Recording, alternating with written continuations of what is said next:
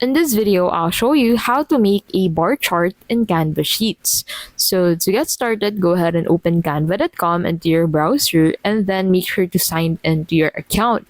Now in here, go ahead and head over into the recent design section and then click on that Canva sheet where you want to create a bar chart to.